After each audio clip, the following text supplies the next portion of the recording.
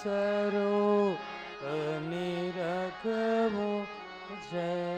આપો આપો ને સુંદર પાંખ મને, આપો આપો ને સુંદર પાંખ મને. મારા ગુરુજી સંગાથ મારે ઉડવું છે. મારા ગુરુજી સંગાત મારે ઉડવું. બસ આંખ માગી એટલે આ મૂળજીએ પોતાના ગુરુની આંખ બતાવી કે ગુરુની આંખ સત્ય અને પ્રેમથી ભરપૂર છે. સત્ય અને પ્રેમથી ભરપૂર છે ગુરુજીની આંખ. એટલે મહાત્માએ ટૂંકો જવાબ આપ્યો, પણ રાજાએ પોતાની વિશાળ દ્રષ્ટિથી આ બધો મોહ છે, ખોટો છે એવું સમજી અને મૂળજીને જાય છે આમ ગોમતીજી નાવા, એના બદલે પોતાના ગુરુ માની અને ગાદી ઉપર બેસાડી દીધા. કઈ બેસો, મારા ગુરુ છો. આ વાતની ખબર ગોંડલ લોલંગરી બાપાને પડી કે મૂળદાસ તો એ જામનગરના જામ સાહેબના ગુરુ થઈ ગયા. એટલે બે ખેપિયા દોડતા ગયા જામનગરથી, સમાચાર આપીને આવ્યા.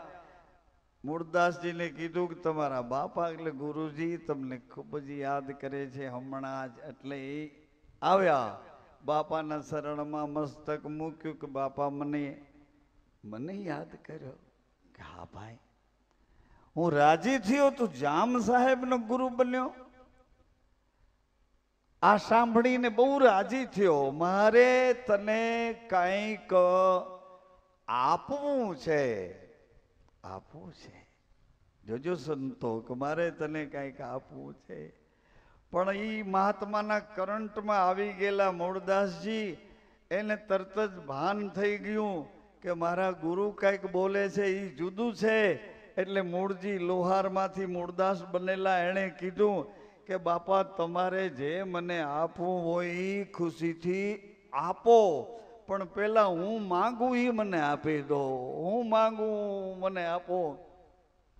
બાપાએ કીધું કે માંગ તારી જે ઈચ્છા હોય. એટલે આણે કીધું કે જામનગરના જામ સાહેબનો ગુરુ છું, આવડા એક ડુંગર ઉપર તમે મને બેસાડી દીધો, આવડું મને માન આપ્યું. હે બાપા, હવે મને થોડુંક અપમાન આપો એટલે હું ધીરે ધીરે કરતો હેઠો ઉતરી જાઉં. મને અપમાન આપો, મને અપકીર્તિ આપો, મારી ઉપર થોડો કલંક લગાડો એટલે હું ધીરેકથી હેઠો ઉતરી જાઉં. આ જામ સાહેબના ગુરુના એ શિખર ઉપર મારે નથી બેસવું બાપા. એટલે મૂળદાસને લોંગ સ્વામી બાપાએ કીધું કે અમરેલી વયો જા, ત્યાં તને બધું મળી જશે, બધું મળી જશે. આવા અપમાનથી હેઠા ઉતરેલા, ધીમેકથી હેઠા ઉતર્યા. કેવા અપમાનથી? અમરેલીની એ પ્રજાએ એક સાધ્વી તપસ્વીનીને આ બાવાજીએ બચાવીને કીધું તારા પેટમાં બાળક છે, એનો બાપ હું છું, આવું તું કહી દે. બધાને કહે ભલે મારી ફજેતી કરવી એટલી કરે. અહીંયા ખોટું બોલ્યા હતા ગુરુજી પાસે, એવું ખોટું પાછું અમરેલીમાં બોલ્યા કે આનો બાપ હું છું, તારા પેટમાં બાળક છે એનો બાપ હું છું. હકીકતમાં આ મૂળદાસ બાપુ એમાં નહોતા, પણ એણે કીધું કે તું મારું નામ લે, તું મારું નામ લે, મારું નામ લે, ભલે મને પ્રજા ગમે એ કહે, મારું નામ લે. એ ખોટું બોલ્યા કે એનો બાપ તું છો. અમરેલીનું મહાજન કહે છે કે આનો બાપ તું છો મહારાજ? તો કે હા. અહીંયા બાપાએ પૂછ્યું ઘરબારી છો કે એકલો? તો કે એકલો. એ ખોટું, ઘરબારી હતા. અહીંયા ખોટું પાછું કે એનો બાપ હું છું, એનો બાપ હું છું. ગુરુમુખી ભાઈઓ બહેનો, તમારા વતી ફરિયાદ કરતો હતો કે આવરણ જેટલા તમને લાગે છે, જેટલા દુઃખ લાગે છે, જેટલા કોઈ તમારા માટે બોલે છે, તમારું અપમાન કરે છે, એ બધાય આવરણો તો તમને ત્યાં સુધી લાગે કે જ્યાં સુધી તમને વચનનો દોર પકડાણો નથી ત્યાં સુધી લાગે.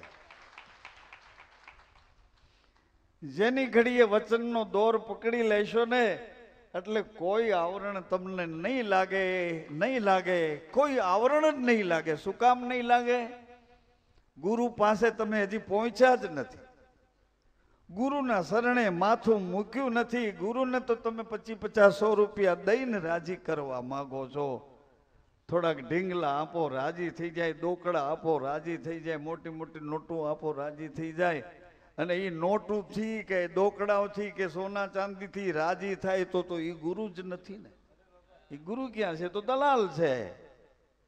દલાલ છે. તમને અહીંથી ઓલી બજારે જવાય, આ ભાવમાં લેવાય ને આ ભાવમાં વેચાય. દલાલ, ગુરુ દલાલ છે. પણ કેવો દલાલ?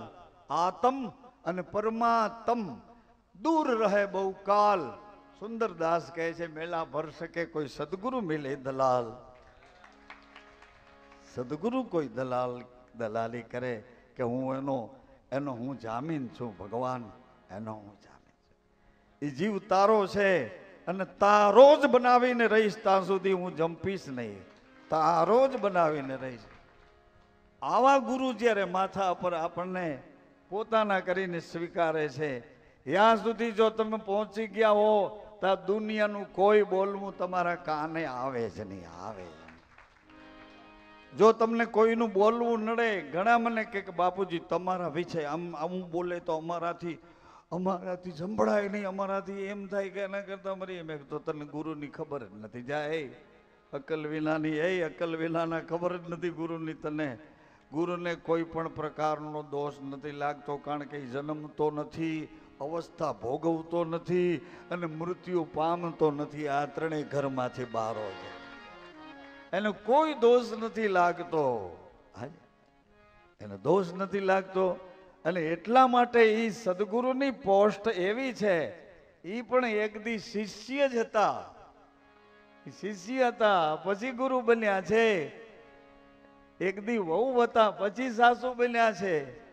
એક દી દીકરો અને પછી બાપ બન્યા છે. એક દી શિષ્ય પછી ગુરુ બન્યા. તન મન ધન ત્રણેય સદગુરુને શરણે મૂક્યા પછી આપણી પાસે કાંઈ નથી. તન એનું, મન એનું, ધન એનું, ત્રણેય એના. એને આપણને શું આપ્યું? તન મન ધન આપણે ત્રણેય આપી દીધા. એને આપણને એક વચન આપ્યું કે હવે બધી બાજુથી તારું ભલું થાય એવું જ કરીશ, તારું ભલું થાય. કે બાપા મને આવું આવું બોલે છે, તો બાપા કે ઈ બોલે છે ને એટલે તું ઈ બાજુ નહીં જા, નકર તો તું હજી એની અંદર ઘૂસવા જા એવો છે. ઈ બોલે છે એટલે તું આગો આગો ભાગે. જેનો છો એનો થઈને રે, જેને કહેવાનું હોય એને જઈને કે. હવે અમને કહેતો નહીં, અમને કહેતો નહીં, અમે અમારા વાડામાંથી તને બહાર કાઢી મૂકો. સાંભળજો કિશોરસિંહ બાપુ, જેનો થઈને એનો થઈને રે, જેનો છો એનો થઈને રે. ઈવડાઈ તમારી નિંદા નથી કરતા, તમારી કોઈ આગીબાજી નથી કરતા, પણ તમને સાવધાન કરે છે કે જે રસ્તે ચડ્યા છો એ રસ્તેથી પાછા પડતા નહીં. પાછા પડશો તો ક્યાંય ના નહીં રહ્યો, નહીં વાં ભગવાનના રહ્યો, અને નહીં કુટુંબ કબીલા કે સંસારના કે માયાના નહીં રહ્યો. ન મિલ્યા રામ કે ન મિલી માયા, બેમાંથી ક્યાંય ના નહીં રહ્યો. એટલે જે રસ્તે ચડ્યા હજી સમજીને ચડજો. હજી જો તમારે એવું લાગે કે હા તો આપણી આજુબાજુમાં જ રહે છે નરસિંહ મહેતો, એટલે એના બધાય કામ ભગવાન કરતો હોય તો તમારું એકાદું ન કરે. હવે કેટલી ફેરે મોટરસાઇકલો માથેથી પાછા જીવતા કરીને મોકલા છે. અહીંયા બેઠા ભાંગેલ તૂટેલ, ભાંગેલા તૂટેલા અહીંયા બેઠા છે. કેટલી વખત ઉડાડી નાખ્યા અને વળી પાછા પાટા પિંડી કરીને સરખા થઈને બાપુ સીતારામ હાલે. હા પ્લેટ નાખી દીધી, જે હોય તે. એવા કેટલાય ભાંગેલ તૂટેલ છે તોય ભરોસો નથી આવતો કે આ કોણ આવીને બચાવે છે, આ આડા હાથ કોણ દે છે. પ્રહલાદને ફેંકી દીધો કેટલી વખત, કેટલી વખત પ્રહલાદને ફેંકી દીધા અને કેટલી વખત ફેંક્યા એની ગણતરી ન કરી, પણ ભગવાને એને એટલી વખત બચાવી લીધા, એટલી વખત બચાવી લીધા, એટલી વખત બચાવી લીધા. એટલે પ્રહલાદને એમ થયું કે મારવા વાળો તો મારો બાપ છે, એ તો હોય 100% મને મારી નાખવા માંગે છે, પણ આ મને બચાવવા વાળો કોણ છે? સાંભળો, બચાવવા વાળો કોણ છે? મારવા વાળો તો મને ગોતતો જ હોય કે મરી ગયો, મરી ગયો, ગયો ગયો, હવે નહીં, હવે નહીં. અરે કેવા કાળોતરા નાગ હતા, અને ન્યા પ્રહલાદને ધક્કો મારીને મોકલી દીધો. અરે રે રે, એ નાગમાં ભગવાન જાણે નાગલોકનો કોક નાગ આવ્યો અને પ્રહલાદની માથે છાયા કરવા માંડ્યો. જીવતા જીવતા પ્રહલાદને એક ઊની આંચ ના આવી, એટલે પ્રહલાદને એમ થયું કે કોણ છે આ બચાવવા વાળો? કોણ છે? કોણ છે? અને શું કામે મને બચાવે છે? શું કામ મને બચાવે છે? બચાવવાનું કારણ હું એનું શું કામ કરું છું કે એ મને બચાવે છે? એટલે અમે તમારા વતી અહીંયા પ્રાર્થના કરતા હતા કે બાપા જેટલા જેટલા તમારે દ્વારે આવ્યા છે, તમારે શરણે આવ્યા છે, જેટલા જેટલા એ તમારા શરણમાં માથા મૂક્યા છે, એને કાંઈ પણ ભૂલ કરી હોય તો એ બધાય વતી એની ભૂલની માફી માંગવામાં આવ્યા. 10 દિવસ સુધી એ જ ધંધો કર્યો. વળી આના નામની ડૂબકી મારીએ ગંગાજીમાં, વળી આના નામની ડૂબકી મારી, વળી જે યાદ આવ્યો, જે યાદ આવ્યો, જે આપણને ભજે એને આપણે ભજીએ. કૃષ્ણ ભગવાન કહેતા હતા ઓધાને કે ઈવડે મને યાદ કરતા હશે, નકર મને યાદ આવે નહીં કોઈ વાત. મને યાદ કરતા હશે જાતો ઓધવ, એ બધા યાદ કરતા હોય ને ના પાડી આવે એટલે તું કેમ કરું? એવી રીતે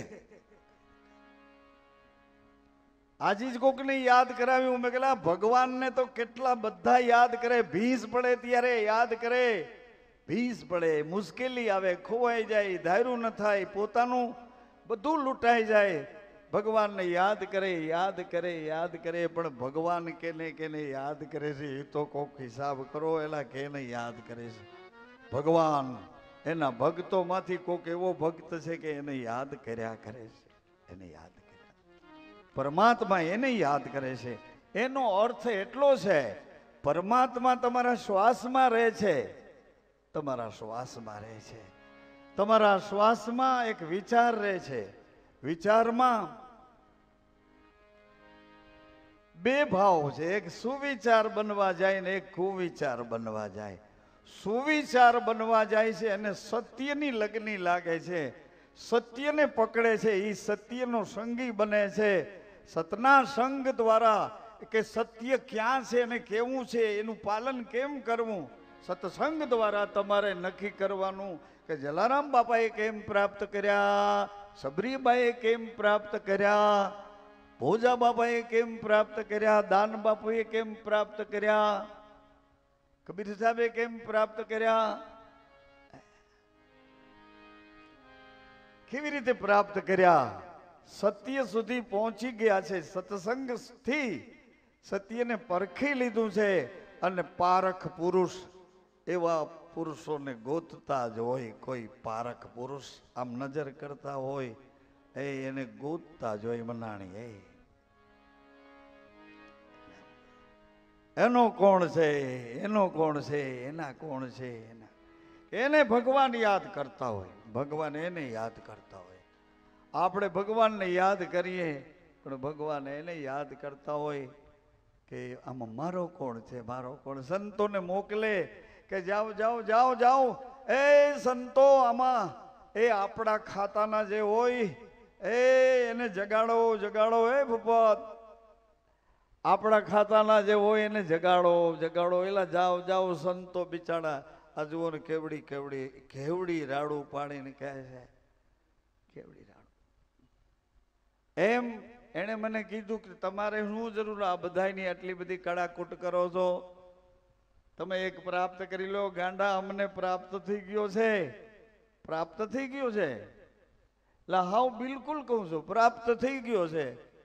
ભગવાન નહીં તો ભગવાનનો પડછાયામાં અમે આવી ગયા નથી ઘણા કહેતા છાયામાં આવી ગયો એટલે એમાં આવી ગયા એટલે તું છાયામાં તો આવ એના ઓછાયામાં આવી ગયા છે એમ સમજી અને અમે તો જોયા રાખીએ છીએ અને કોઈક આજુબાજુમાં વળી એને એમ કીધું કે તમે એને ભેગા કરી અને બે બોલ કયો બે બોલમાં એ બોલનો તોલ કરે એવો ગોતી લ્યો અને બોલનો તોલ કરે એને સાચે રસ્તે લઈ જાઓ એટલા માટે અમને એનો આનંદ આવ્યો છે એનો અનુભવ આવ્યો છે અને એ અનુભવ તમને પ્રાપ્ત થાય છે તો તમારી પેઢીઓને તમારી પ્રજાને પ્રાપ્ત થાય છે તમારા વારસદારોને પ્રાપ્ત થાય છે તમને જોવું મળશે તો તમારી આજુબાજુવાળા તમારા નજીકના છે એ બધાને મળશે આપ તરે વોરન કુતારે તારી દેવે કુલ સારા જિસકી રેણી પાર જુગત સે સોઈ પરમેશ્વર કા પ્યારા એવું આ તમારા બધા વતી આ રામ નામનું દોરડું છે એની એક વાત કરતો હતો અને ઓલા કાગડિયામાં મહાવ્રત ગુરુ માઈ જતી સતીની રહેણી એટલે એક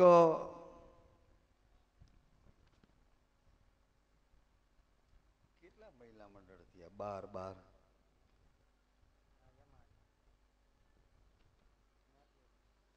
એ સિવાયના બીજા મહિલા મંડળો આજે બહેનો આવ્યા હતા કે અમારે એક મંડળની સ્થાપના કરવી છે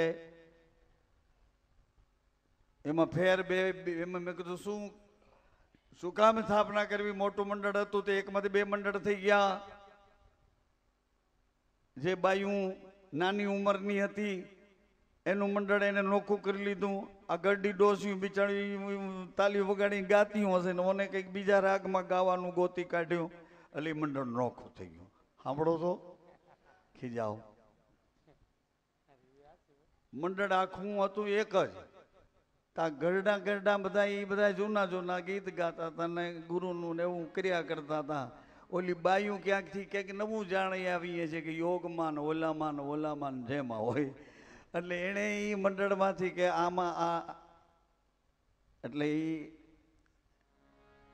મોટી ઉંમરના ઘણા લાંબા સમયથી રામમઢીમાં આવતા હતા એ બધા બહેનો કે અમને એક મંડળ અમારો તો હું તો રાજી થયો રાજી એટલા માટે થયો હોઉં ને કે આટલો સાથ આપણી ધૂનમાં આપણને વધારે મળશે પણ બહેનો કંઈક વધારે નવું કામ કરે અહીંયા આવે તો તન બેનું ધૂન બોલે અને બીજી બેનું સફાઈ કરે તે દીના મારા રામમઢીના નકરા આળસુ થઈ ગયા છે કોઈ કામ નથી કરતો કે ઓલે આવ્યા મૂકી દે હવણો એ ઓલે આવ્યા એ મૂકી દે ઝાડનો પોદરો એ ઓલે આવ્યા તમે આવીને કામ કરો છો અને આ બધા જો આળસ કરશે તો એ આળસ એને ખાઈ જશે